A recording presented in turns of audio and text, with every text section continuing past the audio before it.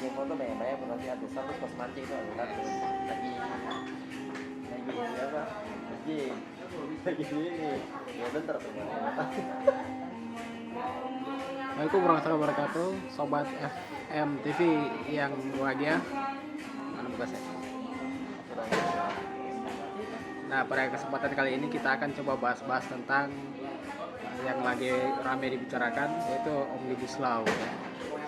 Meskipun isu ini, opini ini agak tertutup karena kita sedang diserang dengan virus corona, ya, sehingga pemberitaan ramai membicarakan tentang penanganan virus, tapi di sisi lain ternyata kita juga sedang ada sesuatu yang perlu menjadi perhatian kita bersama, yaitu masalah Omnibus Law, ya. Seperti yang kita ketahui bahwa sekarang sedang digodok namanya sekarang hari apa ya, hari Sabtu tanggal 19 September 2020 kita sedang membahas ini. Nah, kemarin kalau nggak salah ya, kemarin atau 2 hari yang lalu itu kalau nggak salah di detik.com itu sudah memberitakan bahwa pembahasan Omnibus Law di DPR RI itu sudah mencapai 90%. Artinya sedikit lagi Omnibus Law akan disahkan. Dari sekian banyak isu yang dibawa oleh Omnibus Law, salah satu isu yang menjadi hot itu adalah masalah ketenaga kerjaan, klaster ketenaga kerjaan. Nah, lebih spesifik lagi di dalam ketenaga kerjaan itu memang banyak sekali isu yang dibawa, dan ada satu isu juga yang akan kita bahas sama, yaitu isu outsourcing. Nah, mungkin sobat FM TV sudah paham apa itu outsourcing, yaitu apa ya, outsourcing itu tenaga kerja kontrakan ya kalau tidak salah, atau alih daya semacam itulah. Nah, untuk sebelum Omnibus Law ini ada, itu sudah ada undang-undang kita yang mengatur tentang ketenaga kerjaan mengenai outsourcing ini, yaitu kalau tidak salah di Undang-Undang Nomor 13 Tahun 2003 tentang ketenaga kerjaan. Di situ dibahas tentang bahwa tenaga outsourcing itu dibatasi pada 5 jenis pekerjaan. Yang pertama ada cleaning service, kemudian yang kedua security, yang ketiga itu transportasi, yang keempat catering, yang kelima jasa migas dan pertambangan. Nah, jadi di undang-undang itu hanya dibatasi pada 5 jenis pekerjaan itu saja. Akan tetapi dengan adanya Omnibus Law kelak tidak ada lagi batasan, ya. Jadi bukan tidak akan dibatasi pada 5 jenis pekerjaan itu saja, tapi semua jenis pekerjaan akan diperbolehkan untuk dilakukan outsourcing. Nah, ini menjadi isu yang sangat menarik dan juga menakutkan bagi sebagian besar rakyat Indonesia. Kenapa? Karena sebagian besar rakyat Indonesia ini adalah para pekerja, ya. Para pekerja, ada buruh, ada para pekerja industri, ada macam-macam ya. Yang intinya di situ adalah sebagian besar rakyat Indonesia itu adalah para pekerja yang akan terdampak oleh undang-undang yang akan disahkan oleh pemerintah ini. Jadi kenapa outsourcing itu menjadi kata yang menyeramkan bagi sebagian besar para pekerja? Ya, karena ibaratnya outsourcing itu kalau dilihat itu menguntungkan ke pihak pengusaha atau pemilik modal, dan malah tidak menguntungkan, tidak pro terhadap para pekerja. Jelas berbeda antara pekerja outsourcing dan pekerja tetap, ya, di mana banyak hak-hak para pekerja itu tidak terakomodir ketika sistem kerjanya adalah outsourcing. Ya, misalkan seperti apa ya, jaminan sosial seperti uang pesangon, apalagi jaminan kesehatan, kemudian juga tidak ada kepastian pekerjaan untuk jangka waktu yang panjang, ya, karena dia dikontrak nanti, ya. Kalau nggak salah per tahun, ya, per tahun atau per 2 tahun itu akan dikontrak, dan bisa sewaktu-waktu para pemilik usaha itu atau para pemilik modal itu melakukan pemberhentian secara sepihak. kontrak kerja. Ya, ketika itu dilakukan maka bisa jadi banyak hak-hak para pekerja itu mereka tidak dapatkan.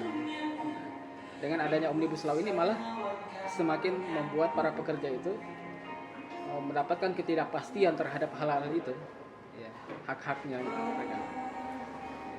Jadi kalau saya memang belum pernah punya pengalaman ya untuk kerja dengan cara kerja outsourcing gitu. Tapi mungkin Ustadz Amir pernah mengalami kerja model begitu ya, outsourcing ya. Sempat ada sedikit pengalaman, tapi mungkin tidak terlalu Kerja apa?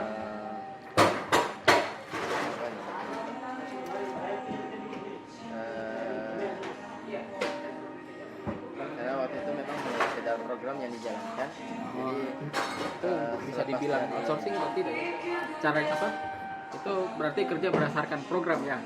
Jadi ada program, misalkan sebuah perusahaan membuat program, kemudian dicarilah. Di dinas juga sama, di dinas juga biasanya mereka ada jalankan sebuah program yang mungkin 6 bulan atau tahun itu, akhirnya nanti mereka jalankan program itu, selesai program itu sudah akhirnya selesai juga kontrak kerjanya.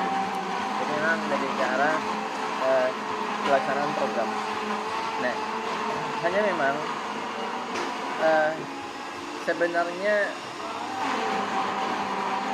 outsourcing ini kalau dipandang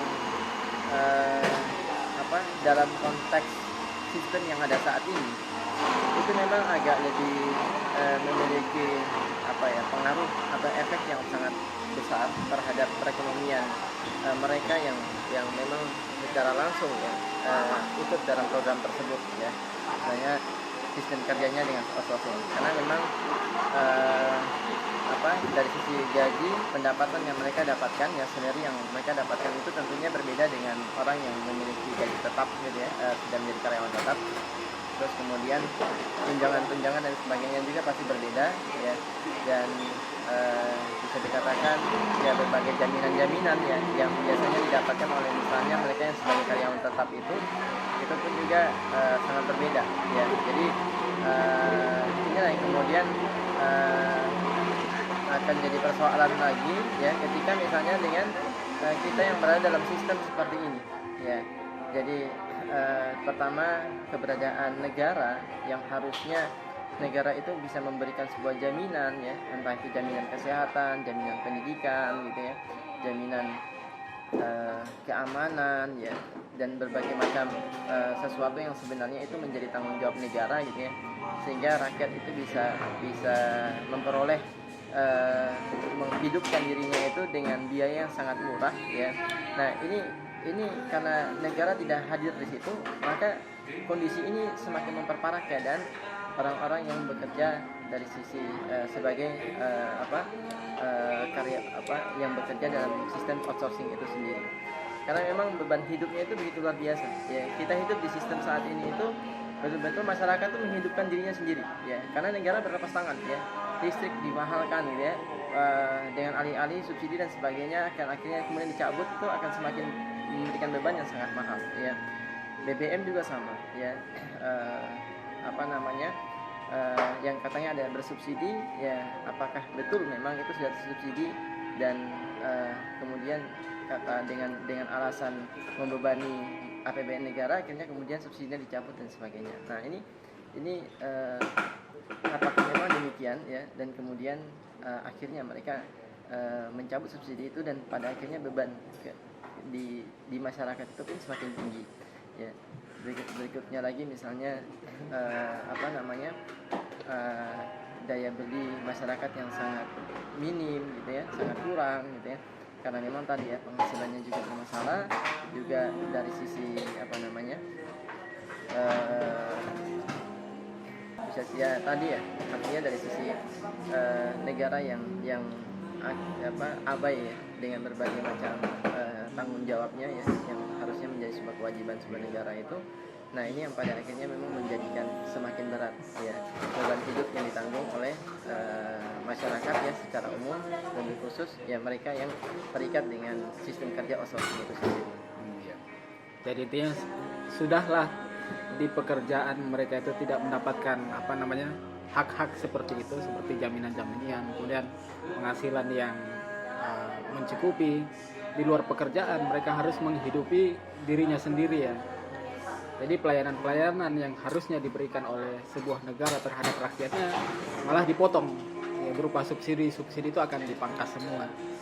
Nah, berarti kalau melihat ini ya, akan semakin ya, masyarakat itu akan semakin sengsara, semakin menderita, bukannya begitu ya. Jadi kalau misalkan Omnibus Law ini disebut Omnibus Law rancangan undang-undang cipta lapangan kerja, menciptakan lapangan pekerja, itu perlu dipertanyakan ya. Mungkin bisa jadi menciptakan lapangan kerja tetapi yang tidak pro terhadap para pekerja ya, justru menzolimi para pekerja. Kalau kita lihat ya, untuk yang bernilai positif dari RUU Cipta Lapangan Kerja ini kita belum tahu ya, karena memang kita belum mendalami betul Omnibus Law ini. Kenapa? Karena memang Omnibus Law ini banyak sektor yang dibawa, bahkan di dalam ketenaga kerjaan saja itu banyak sekali isu-isu yang dibahas. Saking banyaknya itu mungkin bukan hanya masyarakat boro-boro, masyarakat awam ya, para pakar saja kewalahan mengikuti isu ini ya. Belum lagi isu-isu yang lain ya, di situ ada isu lingkungan ya. Di situ ada isu masalah energi ya, pengolahan energi, ada isu tentang listrik, di situ ada isu, bahkan kalau saya kurang tahu apakah ini valid ya, di dalam Omnibus Law itu ada undang-undang, ada pasal-pasal ya membahas tentang nanti para sekolah-sekolah pesantren itu yang tidak punya izin, itu Zatamir, pesantren yang tidak punya izin itu akan dipidanakan. Pidananya itu tidak main-main, maksimal 10 tahun. Jadi kalau nanti ada pesantren yang tidak mempunyai perizinan, saya kurang tahu perizinan apakah ke Kemenak atau kemana lah gitu kan, nanti akan masuk kategori tindakan kriminal atau pidana ya. Di situ bisa dipenjara maksimal 10 tahun dan denda maksimal 1 miliar ya, walau alam ya, saya belum, karena memang pembahasan Omnibus Law ini sangat tertutup, kemudian ditargetkan waktunya sangat sempit sekali. Sejak awal Pak Jokowi itu menargetkan 100 hari Omnibus Law ini digolkan, disahkan menjadi sebuah undang-undang yang akan dijalankan oleh seluruh negara kita ya. Dan sangat tertutup sekali ya, sehingga banyak isu yang beredar di masyarakat ya, dan itu tidak dibantah oleh negara ya. Jadi ada banyak sekali isu-isu mengiringi Omnibus Law ini, sementara dari pihak negara itu tidak mengeluarkan statement yang menenangkan atau yang menyatakan bahwa isu itu tidak ada. Nah, ini semakin menjadi bola besar ya, ketakutan masyarakat terhadap Omnibus Law ini ya, karena eksklusifnya pembahasan tentang Omnibus Law ini. Tapi kalau yang itu nanti kita bahas di lain kesempatan ya. Kita bahas satu saja, outsourcing saja itu sebenarnya sangat luas sekali ya, dan akan berdampak terhadap banyak orang ya. Orang banyak sekali akan terdampak terhadap itu. Adanya undang-undang yang sekarang saja ada, Undang-Undang Nomor 13 tahun 2003, itu belum menjamin sepenuhnya hak-hak para pekerja itu mereka dapatkan. Apalagi sudah dipastikan bahwa hak-hak itu tidak ada. Wah, itu sangat luar biasa sekali. Kita lihat sekarang sudah cerita basi lah para guru-guru honorer itu yang berharap, bahkan ada yang sudah tua guru-guru honorer itu, sampai mereka itu tua itu nggak pernah diangkat-angkat jadi pegawai ya. Adanya undang-undang saja belum memastikan mereka itu bisa hidup sejahtera, para pekerja guru honorer, apalagi undang-undangnya tidak ada membolehkan hal seperti itu. Jadi sangat miris. Oleh karena ini sebenarnya ini bukan hanya kepentingannya para buruh, para pekerja, bisa dibilang, tapi kepentingannya bisa dibilang seluruh rakyat Indonesia, karena seluruh rakyat Indonesia ini mayoritas ini adalah para pekerja ya.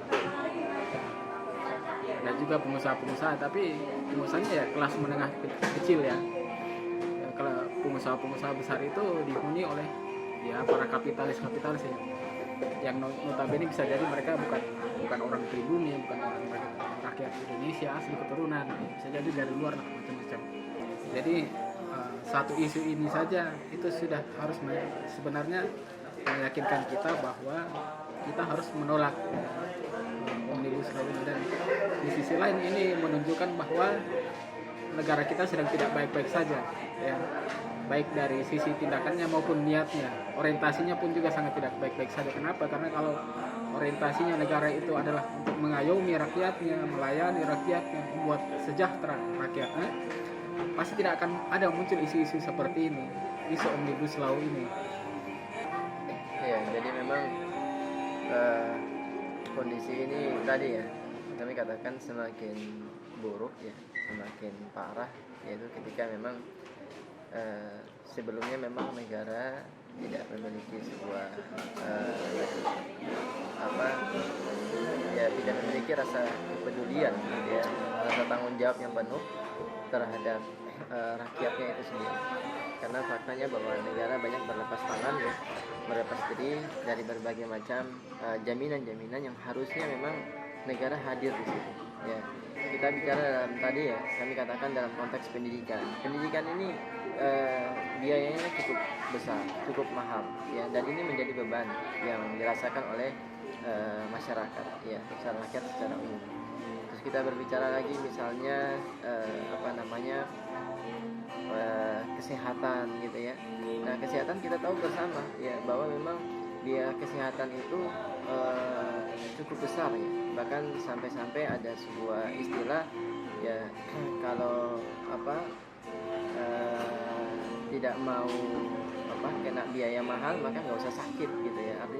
Artinya orang miskin itu dilarang sakit ya, karena memang beban biaya itu sangat tinggi ya. Ketika berbicara kesehatan, negara tidak hadir di situ untuk kemudian memberikan fasilitas dan biaya yang mungkin ya semurah-murahnya bahkan gratis. Nah, belum lagi dengan beban-beban yang lainnya ya, yang memang itu seringkali digunakan oleh masyarakat, listrik, air, dan itu semuanya bayar ya.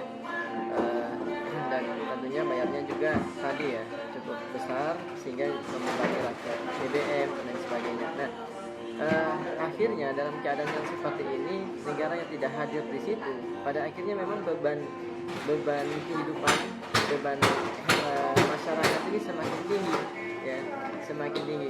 Nah, sudah begitu dengan adanya Omnibus Law itu ya menjadikan outsourcing itu sebagai sistem kerja yang nanti akan diterapkan gitu ya, dan tentunya yang seperti ini akan merugikan rakyat itu sendiri, karena pastinya dengan mudah ya para pengusaha itu dia akan melepas tangan ya dengan terhadap karyawan atau terhadap pekerjaannya itu sendiri ya. Dia akan kapan saja ya membutuhkan dia pakai, kalau tidak butuhkan dia lepas begitu saja ya. Dan pada akhirnya hal inilah yang kemudian akan memberikan sebuah ya dampak yang sangat besar ya dalam perekonomian masyarakat atau rakyat itu sendiri ya. Karena memang dengan beban hidup yang sudah kami katakan tadi, negara tidak hadir di situ, terus kemudian pekerjaan yang dimiliki pun tidak jelas gitu ya, karena kapan saja dia bisa diputus kontraknya ya, karena kan demikian ya. Nah, ini yang kemudian pada akhirnya tentunya akan sangat memberikan sebuah beban ya, dampak negatif terhadap perekonomian rakyat itu sendiri ya. Artinya pemasukan yang dimiliki itu akan tidak jelas dan ya tentunya sangat kecil ya, karena beda kalau kita perhatikan ya apa yang didapatkan oleh orang yang outsourcing dengan karyawan tetap itu berbeda sekali. Nah, ini yang kemudian patut untuk kita kritisi ya, karena memang tentunya kedepannya ini akan membuat rakyat akan semakin menderita, rakyat akan semakin sengsara ya, eh, dan sangat menguntungkan para pihak kapitalis itu sendiri.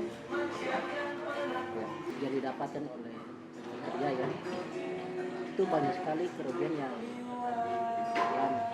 ketimbang kalau kita melihat karyawan yang sistemnya itu pegawai tetap ya. Dari segi fasilitas kesehatan saja itu sangat jauh berbeda. Jaminan kesehatan yang dipangkas kekurangan yang dialami oleh tenaga kesehatan itu dapat sangat dirasakan.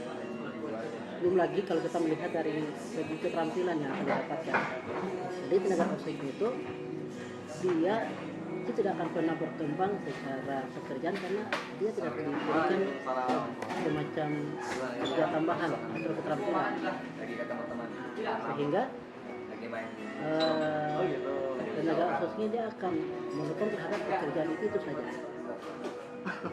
Dan ditambah lagi tenaga sosial ini waktu kerjanya itu sangat singkat. Ketika dari pihak kontrak kerjanya ya, kontrak kerjanya maksudnya singkat sekali, dan itu suka-suka perusahaan ketika dia melihat, jadi orang itu kan dia itu bisa bertahan karena kalau dia punya tambahan skill ya kan, skill kena keterampilan itu diasah terus, diberikan training, akhirnya orang itu akan cukup terampil. Tapi kalau macam pekerjaan itu hanya monoton, maka yang dilihat bukan keterampilan tapi melihat dari segi umur, kemudian apalagi kalau jadi kan kalau saya butuhnya nih tenaga kerja yang relatif muda, semangat. Jadi sehingga kalau macam yang umurnya sudah melewati batas kewajaran ya, produktif, lihat, ya, siap produktif ya, itu dia bisa hentikan, kemudian dia tarik lagi tenaga sosial lebih muda begitu. Ini yang membuat tenaga sosial itu singkat dalam kontrak kerjanya, relatif singkat. Dan kalau sudah dilepas kontraknya begitu, sudah berarti sudah dia tidak otomatis tidak ada penghasilan lagi, maksudnya kan, karena tidak ada uang apa namanya, uang pensiun itu tidak ada. Karena apa? Karena kerja. Jadi syaratnya orang mendapatkan pensiun itu kan di atas 1 tahun, ya tahulah 5 tahun lah. Nah, dengan kerja kontrak 1 tahun ini maka nggak memenuhi syarat, tidak memenuhi syarat ini mendapatkan hak untuk mendapatkan pensiun. Pekerja itu sangat rugi, tapi bagi perusahaan itu sangat menguntungkan. Dia bisa mengupgrade pekerja yang lebih muda dengan suka-suka hati. Nah, apalagi kalau macam yang baru ini itu diadakan, maka dia tidak perlu, jadi perusahaannya tidak perlu lagi ambil orang untuk di training sampai bisa, tidak, dia langsung ambil jadi dari perusahaan-perusahaan yang sudah siap mencetak karyawan siap pakai.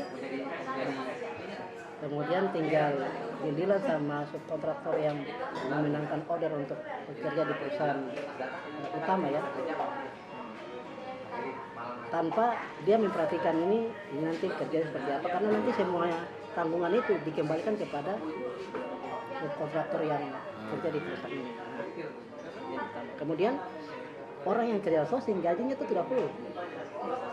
Dia akan, kenapa bisa tidak full? Ya, karena gajinya dia sudah dipotong pangkas oleh perusahaan yang subkontraktor tadi, sudah dipangkas. Nah, sudah dipangkas, akhirnya yang seharusnya dia terima, contohnya ya, contohnya 5 juta contohnya ya, maka yang diterima oleh tenaga outsourcing ini karena dipangkas oleh pihak perusahaan subkontraktor tadi, maka dia akan menerima sekitar 3 sampai 7 juta lebih. Itu akan terjadi. Yang penting masih di atas UMR ya, apa namanya? Jadi tergantung dari untuk memastikan tidak ada masalah. Jadi kalau macam kita lihat kan gaji perusahaan itu kan pasti kita bicara di perusahaan-perusahaan ini kan migas itu kan ada standar migasnya. Jadi setiap daerah itu ada punya standar sama. Nah, cuma masalahnya di setiap daerah itu UMP-nya itu berbeda. Jadi semakin kecil UMP yang ditentukan oleh daerah, maka semakin besar keuntungan yang dimiliki oleh tenaga operator karena dia gajinya kan sesuai pendapatan daerah. Padahal standarnya migas itu sudah ada. Jadi nggak pakai standar gas ya, bisnis gas ya, tapi standar daerah apa? Itu provinsi ya? Iya. Terus nanti kalau kita bilang gratis kenapa? Tapi gajinya bisa iya gajinya bisa karena mereka kerjanya shiftnya melebihi berapa 1 jam kerja normal. Yang tadinya itu kan 8 jam kerja sampai. Jadi buat teman-teman yang sekarang mungkin bukan outsourcing, posisinya sekarang menjadi pekerja tetap, jangan senang dulu. Merasa bahwa ini tidak akan adanya Omnibus Law ini tidak akan berdampak pada teman-teman yang posisinya itu pekerja tetap bukan outsourcing ya. Kenapa? Karena nanti Omnibus Law ini akan menghilangkan semua batasan-batasan. Ya, jadi akan menghilangkan semua batasan-batasan outsourcing sehingga siapapun bisa terancam menjadi outsourcing. Ya, nggak usah pekerja outsourcing yang sekarang lagi existing, yang kedepannya masa ke depan bahkan juga para pekerja yang sekarang pekerja tetap itu akan terancam di outsourcingkan. Kenapa? Karena memang secara undang-undang nantinya itu dibolehkan. Ya, jadi ini patut diwaspadai juga bagi teman-teman. Ini termasuk saya juga yang alhamdulillah merasakan kontrak kerja tetap ya, pekerja tetap ya. Jadi bisa saja nantinya itu jika ada sebuah perusahaan isinya nanti outsourcing semua. yang bukan outsourcing itu cuma manajernya aja, mungkin kepala perusahaannya lah, mungkin sama wakil-wakilnya, CEO-nya dan macam-macam itulah.